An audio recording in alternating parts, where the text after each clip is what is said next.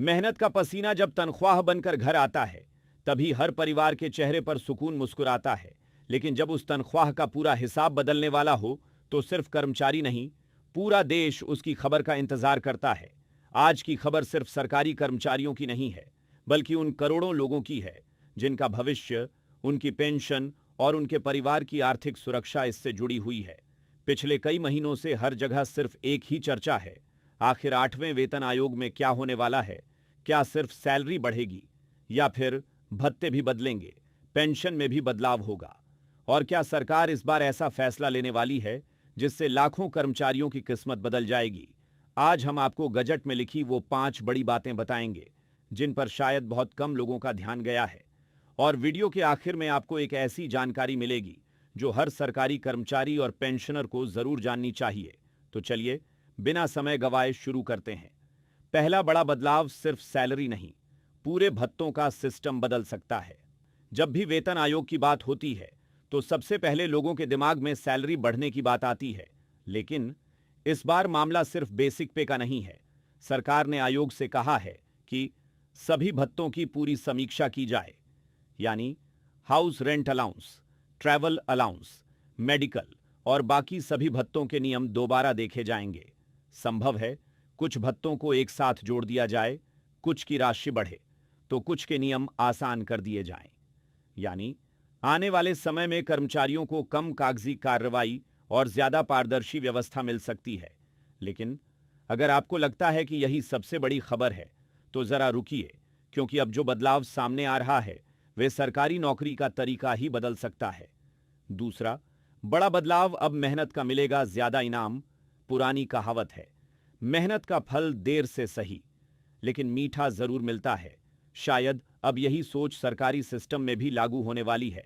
8वें वेतन आयोग को कहा गया है कि वे बोनस और परफॉर्मेंस इंसेंटिव की समीक्षा करे।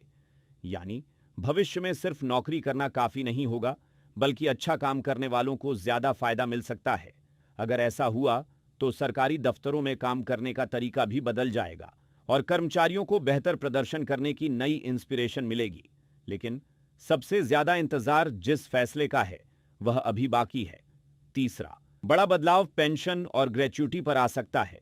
बड़ा फैसला, अब बात उस मुद्दे की जिसका इंतजार लाखों कर्मचारी और पेंशनर्स सबसे ज्यादा कर रहे हैं, यानी पेंशन और ग्रेच्युटी। 8वें वेतन आयोग को सिर्फ सैलरी देखने का काम नहीं दिया गया है, बल्कि उसे एनपीएस यानी नेशनल पेंशन सिस्टम, यूपीएस यानी यूनिफाइड पेंशन स्कीम और दूसरे पेंशन से जुड़े नियमों की भी समीक्षा करनी है।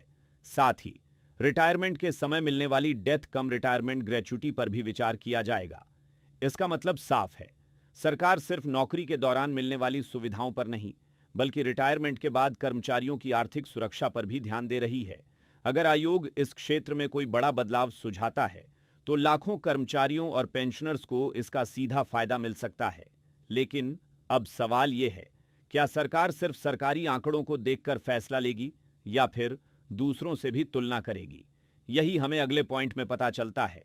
चौथा बड़ा बदलाव प्राइवेट सेक्टर से होगी तुलना पर। गजट का एक ऐसा प्रावधान जिस पर बहुत कम लोगों ने ध्यान दिया। इस बार आयोग सरकारी कंपनियों के साथ साथ प्राइवेट सेक्टर की सैलरी, सुविधाओं और काम करने के माहौल का भी स्टडी करेगा।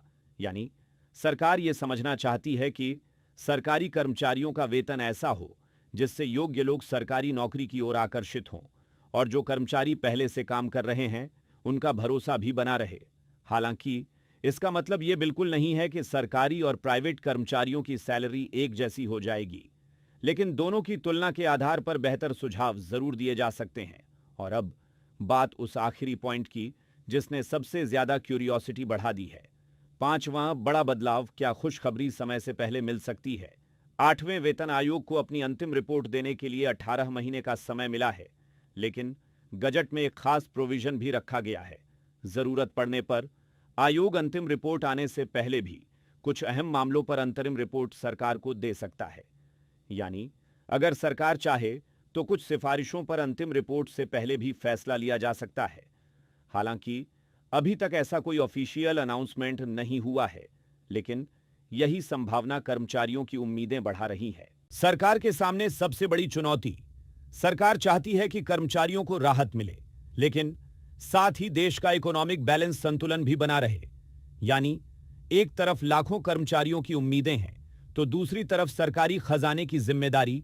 इसी संतुलन को ध्यान में रखते हुए 8वां वेतन आयोग अपनी सिफारिशें तैयार करेगा। अब यह बिल्कुल साफ है कि 8वां वेतन आयोग सिर्फ सैलरी बढ़ाने का आयोग नहीं है। यह तय करेगा कि आने वाले सालों में सरकारी कर्मचारियों को कितना वेतन मिलेगा, कौन कौन से भत्ते मिलेंगे, पेंशन और ग्रेच्युटी के नियम क्या होंगे और क्या मेहनत करने वाले कर्मचारियों को पहले से ज्यादा फायदा मिलेगा। अब सबसे बड़ा सवाल, क्या इस बार कर्मचारियों की उम्मीदें पूरी होंगी या फिर फैसला उम्मीद से कम रहेगा? इसका जवाब आने वाले महीनों में सामने आएगा। आपकी क्या राय है? क्या सबसे पहले सैलरी बढ़नी चाहिए, भत्ते बढ़ने चाहिए या फिर पेंशन सिस्टम में सुधार होना चाहिए? अपनी राय हमें कमेंट में जरूर बताइए। साथ ही और भी अपडेट्स के लिए जुड़े रहे।